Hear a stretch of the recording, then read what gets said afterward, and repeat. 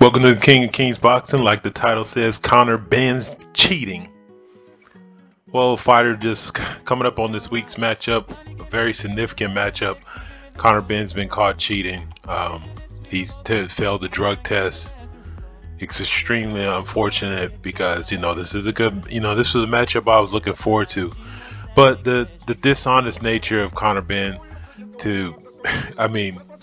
We're gonna dive into exactly what we got caught taking, but the thing about it is this fight, he's already put a rehydration clause on Eubanks, and this is supposed to be a 157. He's coming up from 147. It's just extremely disappointing, and even his conversations, how he's talking, and it doesn't look good. I don't believe the guy. This isn't a mistake. A lot of people are asking, well, how did he pass UCAD and VADA ended up catching him? Well, here's the thing about it: it's like UCAD is similar to maybe a boxing commission like you would have in the United States. A lot of times, those boxing commissions tests are limited. They're looking for the direct steroid. For instance, if you took Trend or something like that, or human growth hormone or something, they're looking for that actual steroid. Whereas in this situation, this is something additional that you would probably use as a follow-up coming off a steroid cycle. So they don't really test for that. The funny part is Conor Benn asked for VADA to participate in this, and then immediately after getting caught, we have guys like Eddie Hearn trying to discredit the test, and it's just like, dude, like it just, you slid by one test with one organization, got caught with another one.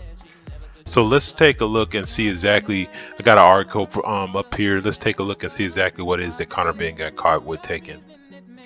All right, shouts out to Sportskeeda. This is the article I'm going to use. Like I said, this matchup was coming up on October the 8th on the DAZN. It's a pay-per-view matchup. It was set at a catch weight of 157 pounds. But like I said, Mr. Conor Benn tested positive for Clomiphene. I want to say it's Clomiphene. I don't know. I'm probably saying it wrong, but whatever. Conor Benn is only 25 years old. This was off a random test from VADA. And take a look at this.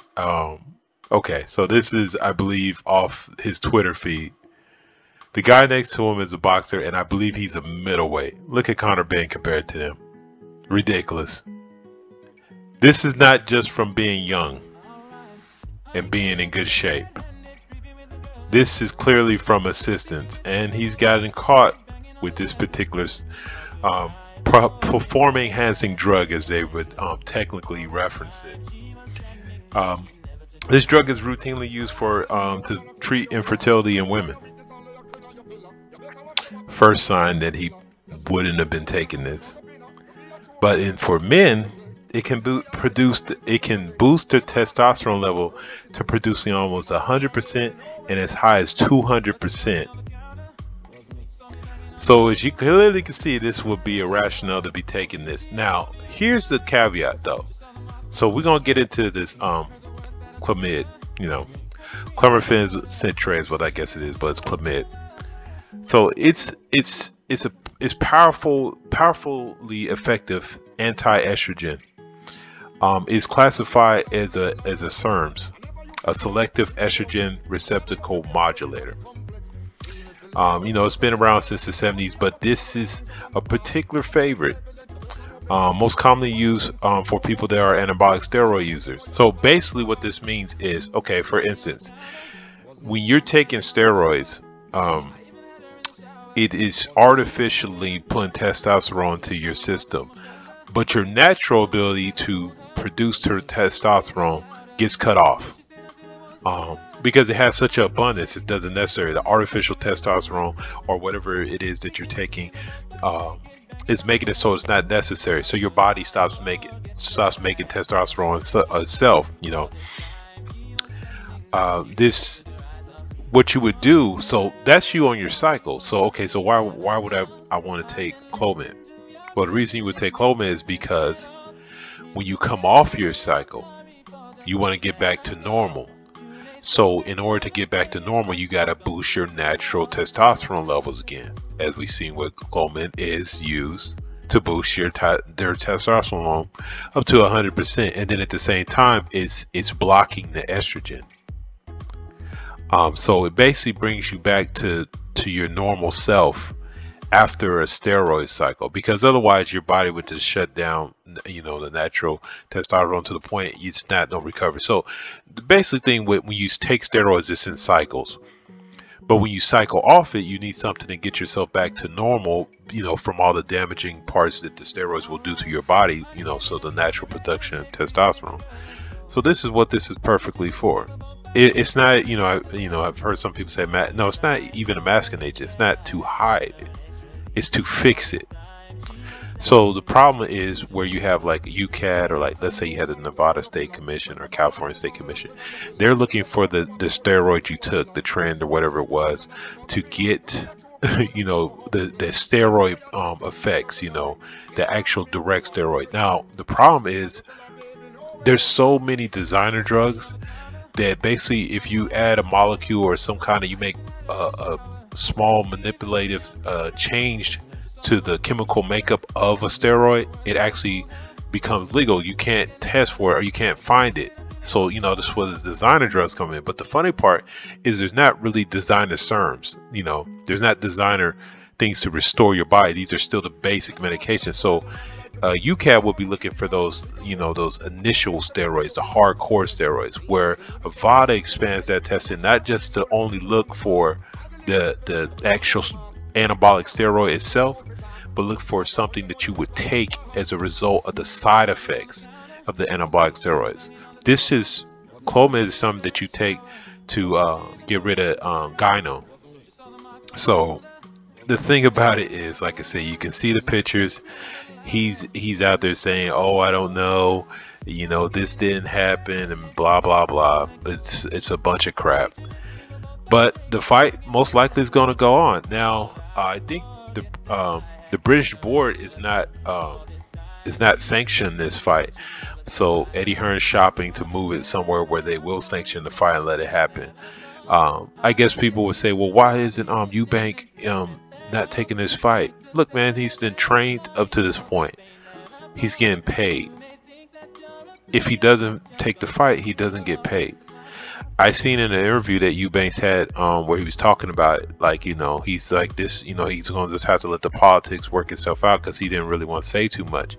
But my understanding is they've known about this failed test since like August. And then there's a statement of, oh, well, we had the teams go check with the medical professionals and the lawyers, which to me is crap. Okay, why would Eubanks need to talk to the medical professional? He's not the one cheating. And the lawyer situation is probably so you can see where, you know, is, you know, can he get damages from, you know, Conor Benn for risking the event or the event being canceled. They probably came back and told him no. Probably told him like the only way you're going to make any money is you're going to have to go ahead and take this fight. It's sad, man, that, you know, this happened. And the funny part is, like, a lot of people say, oh, well, VADA, look, there's no way you accidentally take this Clomiphene. This is not in your soda. This is not in your hamburgers. This is not in the milk that you drank. It's not in the eggs you fried up this morning. He intentionally is taking this to cycle off, and he got caught. And just because one drug testing agency didn't catch him doesn't mean the other one didn't catch him. So that's really ridiculous and stupid. Like, it's a bad rationale to think like, oh, well, okay, well, sometimes a bank robber gets away a bunch of times before he get caught. Doesn't mean that he didn't rob the banks. So, like I said, this has put this fight in jeopardy. Hopefully, I don't know. To me, I wish Eubanks didn't have to take it. But this thing about, I hope Eubanks beats the hell out of him, because this is crap. You know, start thinking like, you guys, you know, a guy coming up from 147 trying to be overconfident, looking like that. You guys saw the picture. Like, I showed y'all this picture. Look at this guy. I mean, give me a break. That's a middleweight standing next to him, and he's bigger than him. You give it, like I said, just like the physical makeup. That's a bodybuilder's body. That's not a fighter's body. And so maybe that's why the confidence came in, because, like I said, Eubanks has an excellent chin. You know, he's not somebody that's going to get stopped in a fight very easily. So maybe this is why Mr. Benn was so confident, because one, you're weight draining Eubank, bringing him 157. He's a career 160 pounder, probably pushing to 168.